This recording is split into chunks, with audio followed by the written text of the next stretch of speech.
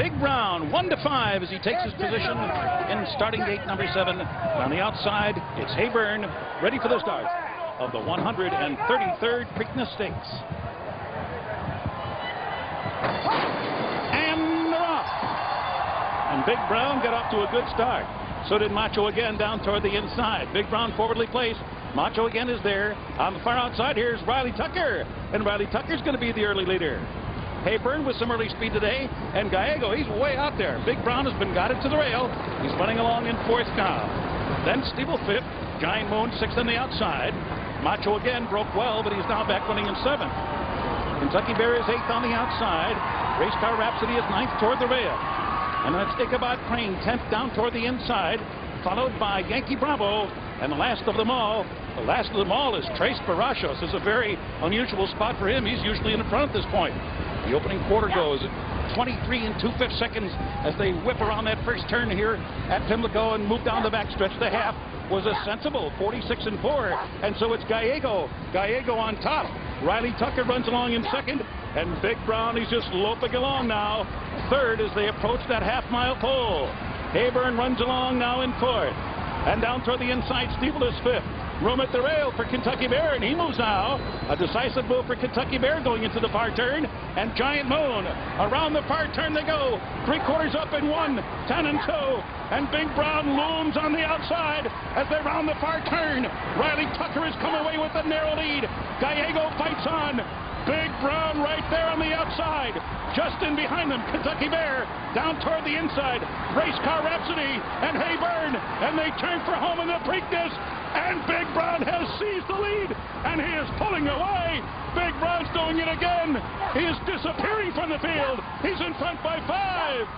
And then it's Race Car Rhapsody, and on the outside, Macho again, and just cruising into the line. Cat DeSorbo looked in the rearview mirror, nobody was there. He waltzes home to win the Preakness. No one's ever been close to Big Brown. Macho again finished in 2nd. Ichabod Crane was 3rd. So there he is, Big Brown, and it's now on to Belmont and the elusive Triple Crown. And maybe not too elusive for him, because this was the easiest of victories. You could tell because Kent DeSormo, for half the race, was looking for somebody to challenge him, and no one was there. And remember, they said, thinking about the Belmont 3 weeks from today, they didn't want him to do too much, didn't want to take too much out of him. He just galloped. Look at the way he's pricking his ears still. He's still fresh. Tommy ran for 3/16 of a mile. That was it. Ken DeSormo rode a brilliant race, but this horse allowed him to ride a brilliant race. You can't do that with your average horse. He switched this horse off 3 different times. It was like he was driving a race car instead of riding a race horse. Just on and off the bridle, moved when he wanted to. The race was over with. When they turned into the backside, it was done. Yeah, a lot of horsepower in that, be it automobile or animal, because he was just cruising along. And Donna Brothers, we see her pulling alongside as Macho again unofficially was 2nd, Ichabod Crane 3rd, and Race Car Rhapsody was 4th. He is the 4th unbeaten Derby Preakness winner, joining Majestic Prince, Seattle Slew, and Smarty Jones. 2nd victory in the Preakness for DeSormo, the 1st for Rick Duffdro, and the 69th favorite in 133 Preaknesses to win. Here's Donna. I think you guys were letting Ken catch his breath. Ken, it didn't look like you had to work very hard for that win. What about Big Brown?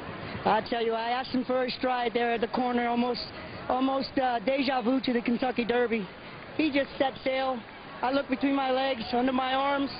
They were 8 back, and I just stopped riding and reeled him in and just make sure he didn't pull up. He just kept picking his legs up and striding for the wire. It honestly looked like the hardest part about that race for Big Brown was pulling him up after the race. Well, I tell you what, I was nervous as nuts the first 1/4 of a mile.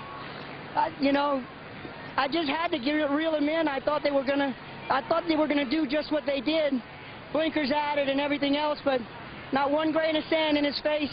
What a lovely ride I had.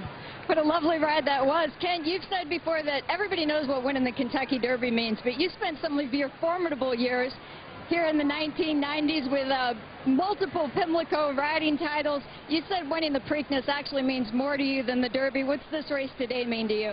Well, not more, equally as much to me. This is my home, Maryland, my Maryland. I cut my teeth to the industry here. You know, coming here, it feels like when I go home to my mother's house and I walk in and I'm in my, walk into my bedroom. That's how I feel when I arrive in Maryland.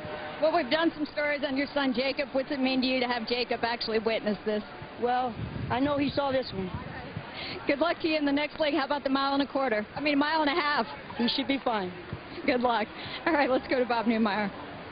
Rick Dutrow, daughter Molly, Mike Ivarone, and the whole crew. Well, you said when he crossed the line to me that he was a champion. He is a freak, and in racing terms, no higher compliment can be paid a racehorse. He just keeps on getting better, just keeps on showing everybody that he is special.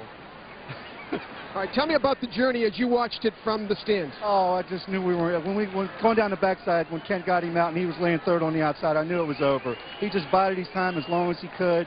I only seen him asking for run when he turned for home just to separate himself, and then he just guided himself to the wire. It was beautiful. Talked a big game before the Derby. You were quiet as a mouse this week. Why?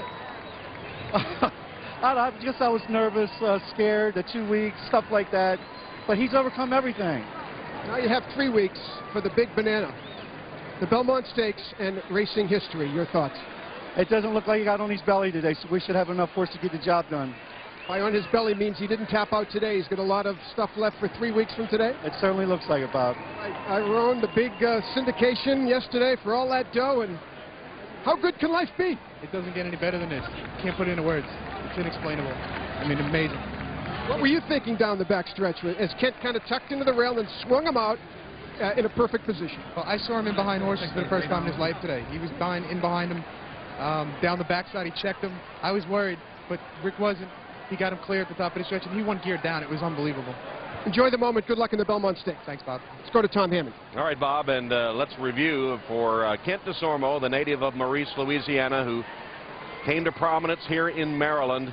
Sweet for him because he had been aboard Fusaichi Pegasus, who is an odds-on super favorite to win the Preakness, and went down to defeat. But today, Big Brown, no problem. That's about as easy a victory in a Triple Crown race as you will ever see. He paid $240, $260, $240. Macho again, $17.20 and $10.40. The Ichabod Crane, $560. The Exacta paid $36.60. The Trifecta was $336 and $1,100 on the Superfecta, $7,136 as Racecar Rhapsody finished fourth.